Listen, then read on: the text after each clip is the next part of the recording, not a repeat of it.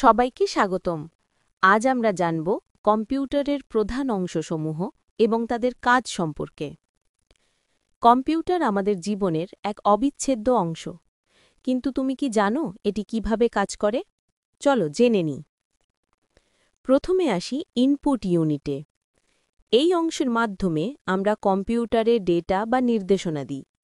উদাহরণ: keyboard, mouse, scanner ও microphone.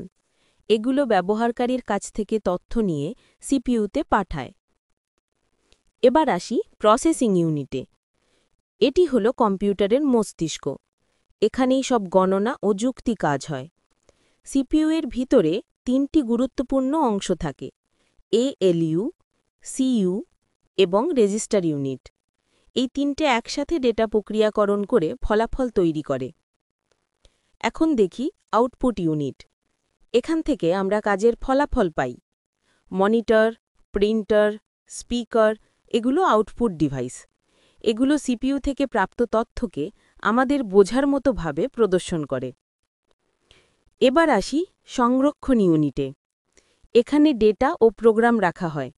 Primary memory যেমন RAM ও রম এবং সেকেন্ডারি মেমরি যেমন হার্ড ডিস্ক, পেন ড্রাইভ ইত্যাদি ডেটা সংরক্ষণে সাহায্য করে। সংক্ষেপে মনে রাখো, কম্পিউটার সিস্টেম মানে হল ইনপুট, প্রসেস, আউটপুট আর স্টোরেজ। ইনপুট নেয়, প্রসেস করে, আউটপুট দেয় এবং তথ্য সংরক্ষণ করে রাখে। তাহলে বন্ধুরা, এভাবেই একটি কম্পিউটার কাজ করে। ভিডিওটি ভালো লেগে থাকলে লাইক, শেয়ার আর সাবস্ক্রাইব করতে ভুলবে না।